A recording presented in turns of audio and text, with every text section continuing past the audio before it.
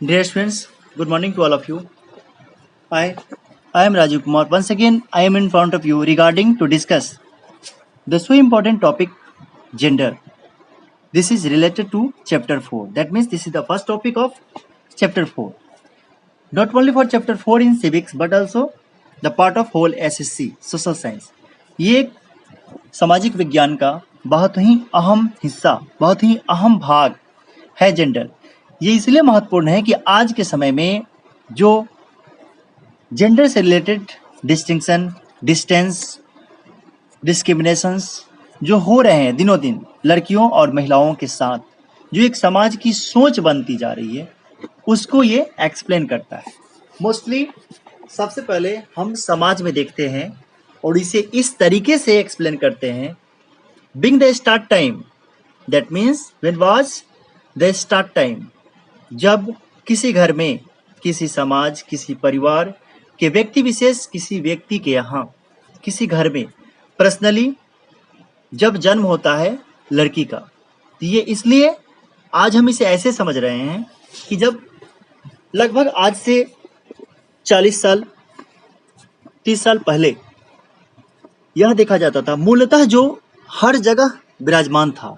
But आज जैसे जैसे समाज का विकास हुआ, सोसाइटी एजुकेटेड होता चला गया, फैमिली एजुकेटेड होता चला गया, वे अपने क्लास को इम्प्रूव किया, वैसे वैसे थिंकिंग थोड़ी बहुत कम होती जा रही है। बट गांव घरों में आज भी ज़्यादातर उन महिलाओं के अंदर या पुरुषों के अंदर ये सोच दिखती है कि जब कहीं अगर लड़की का जन्म होता है तो वे लोग किसी के जन्म पे, यहाँ समस्या ये है कि हमें खुश होना चाहिए, क्योंकि बर्थ किसी का अवतार, किसी का जन्म जो गॉड गिफ्टेड है, जो ईश्वर की देन है, वो प्रकृति, दैट मीन्स हम कहते हैं और जानते भी हैं कि मानव जीवन ईश्वर की बहुमूल्य धरोहर है, एक अमूल्य संरचना है, जिसका हम मूल्यों में आकलन नहीं कर सकते हैं, जिसको प्राइज नहीं दे सकते हैं, जिसका वैल्यू आंक नहीं सकते हैं, क्योंकि वो वैल्यूएबल है ही नहीं। मतलब कि उसको किसी अंतर से, किसी एक्सप्लेनेशन से, कोई मान दे के उसे हम भांप नहीं सकते हैं, वो अमूल्य है। तो यहाँ कहने का मतलब कि जब जन्म होता है तो सोसाइटी में लोग परेशान हो जाते हैं, उदास हो जाते हैं, समाज में ये देखने में आती है। बट ये होना नहीं चाहिए। तो ये शुरू से ही लड़कियों के साथ ये जेंडर एक्सप्लेनेशंस विशेषतः महिलाओं और लड़कियों को लेके उनके, दैट मीन्स यहाँ लिंग के आधार पे एक्सप्लेन किया गया है, जो कि नहीं होना चाहिए। तो वो होता है शुरू से ही उनके साथ हताशा, हरास, ऐसा भाव दिखना। आज कुछ सोसाइटी में या जो लोग शहरों में निवास करते हैं या जो फैमिली एजुकेटेड है, वहाँ पे ये सब देखने में कम आता है। बट मोस्टली गांव घरों में ये आज भी मौजूद है।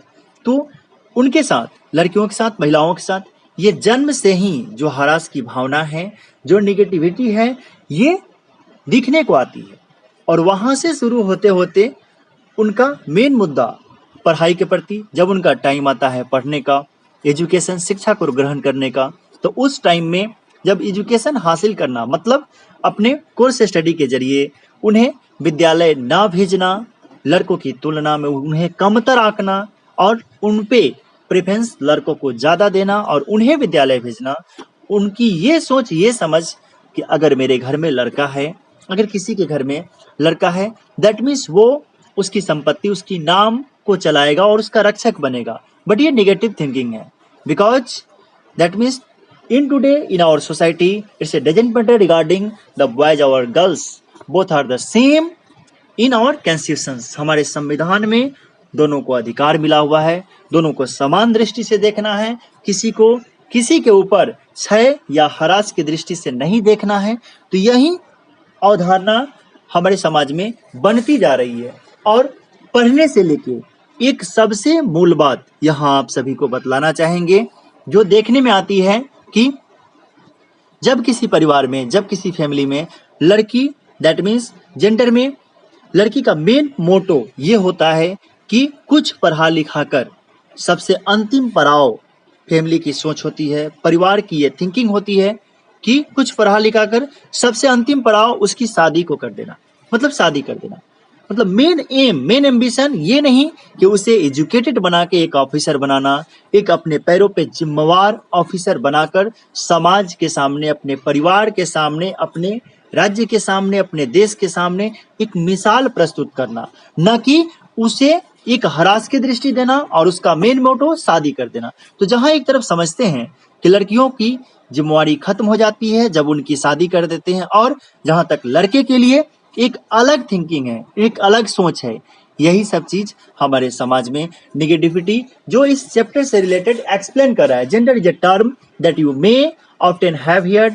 जेंडर एक दल, वह एक भाग जो आप कभी कभी प्रायः सुने। It is a term however that is not easily understood. ये इस प्रकार का टर्म है जो आसानी से समझ में नहीं आता है हमारे समाज को। इट टेंड्स टू रिमेन, यहाँ जोर देता है और दर्शाता है, remain distance from our lives and restricted to discussions during training programs. मतलब प्रशिक्षण कार्यक्रम के दौरान यह देखा जाता है कि वह दोनों के बीच दूरियां बनाना, एक प्रतिबंध स्थापित करना, इन चीजों को एक्सप्लेन कर रहा है। बट ये होना नहीं चाहिए। इनफैक्ट वास्तव में इट इज समथिंग, यह कुछ यह है that all of us experience in our lives, जो हमारे जीवन में सभी लोगों का जो अनुभव है ऑन ए डेली बेसिस, जो दिन प्रतिदिन के आधार पे हम देखते हैं। इट डिटरमाइंस, फॉर एग्जाम्पल, जिससे हम ये मानते हैं उदाहरण के रूप में, who we are and what we will become. माने हम आज क्या हैं, हम सब आज क्या हैं और आगे क्या होंगे। ये एक मूल प्रकृति हमारे समाज में दिखती है। Where we can go and where not, कहाँ हम जाएंगे नहीं जाएंगे, हम क्या हैं क्या बनेंगे, ये लड़कियों के लेके होता है। और हम, that means where we can go and where not. अब लड़के जहां जाएंगे वहां लड़कियां नहीं जा सकती है, वो क्षेत्र लड़कों का है वहां वो प्रवेश नहीं कर सकती है। तो ये सब एक रूढ़िवादिता, दैट मीन्स एक इस प्रकार की चीज जो टूटनी चाहिए और धीरे धीरे हमारे समाज में ब्रेकअप हो रहा है। We are not the life choices available to us and those we eventually make. जो हमारे जीवन में जो मौजूदा जिंदगी के जो जीने के मकसद हैं, उसके ऑप्शंस हैं, और जीने के लिए सभी के लिए वो मौजूद होना चाहिए। तो इसी चीज को जेंडर पे फोकस किया जा रहा है और जेंडर के माध्यम से इस चैप्टर को एक्सप्लेन किया जा रहा है। Dear friends, we will discuss